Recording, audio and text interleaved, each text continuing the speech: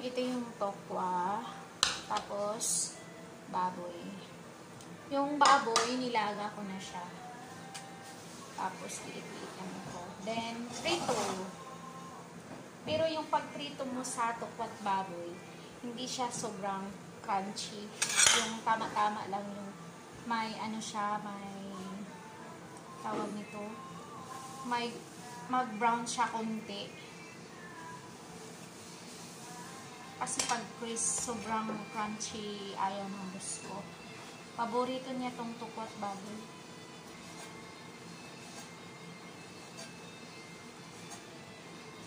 Iliit-litan ko na siya para diretso ko na ano mamaya. Ihalo mamaya sa ating tokwa. Tapos na-slice ko na din yung tokwa para diretso na siya mamaya. Ito yung dinner nila. Tapos nagawa din ako ng sauce na blended siya na onion, rice vinegar, tsaka vinegar na normal vinegar, then sugar. Tapos mayroon din tayo. Ihahalo ko siya sa ating tukwat baboy, yung blended ko na onion, rice vinegar, tsaka vinegar, and sugar. Tapos mayroon din tayong chopped onion at saka leeks. Okay, simulan ko na yung aking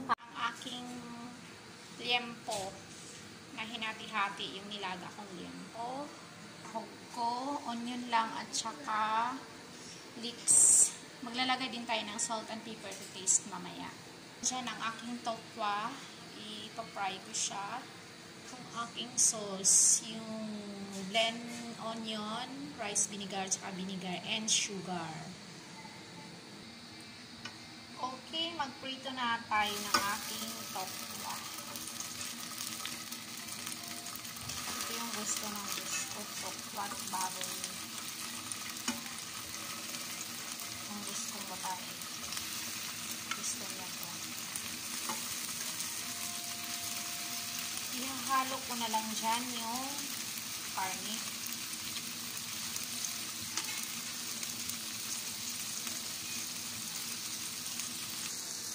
Ayan, hinalo ko na lang siya para isang lutuan lang. Okay. Ayan, nabaliktad ko na. Yung baboy, ganyan lang siya. Paano? Hindi ay yung crunchy na crunchy. Yung tama-tama lang. Kasi ano na siya, diba, nilaga. Pag crunchy, tigas na. Luto na yung ibang baboy.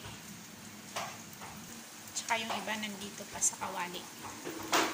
Yung tokwa, pwede natin i-crunchy siya. Pero yung baboy, matigas kasi pag i-crunchy ko pa. Yung tokwa, okay lang. Ito na po ang ating tokwa at baboy. Ilalagay ko na ang onion, chopped onion.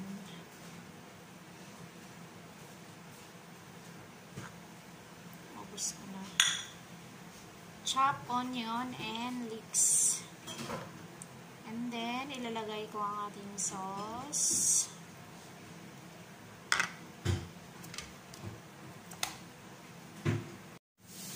Maglagay tayo ng salt. Rock salt. And brown pepper. Tapos, halo-haloin.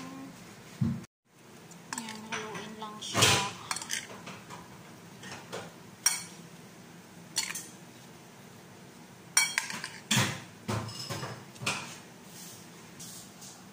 Ayan lang kasimple ang ating tokwat baboy. Lilipat ko siya sa lalagyan na medyo maganda-ganda. Okay, ready to serve na ang ating tokwat baboy. Yan. Yung special kong tokwat baboy. Thank you for watching. God bless us all. Salamat sa inyo guys na patuloy sumusuporta sa aking mga luto. Patuloy nanonood sa aking mga luto. Team Rockstar, thank you so much. Rocky TV, Cristita's Life, tsaka kay Wildlife PH, and sino pa ba? Kung nakalimutan kong i-mention, sorry po. Thank you po sa inyo. Huwag niyong kalimutang i-like, comment, share, and subscribe. Caridad Vida Vlog. Thank you. Bye.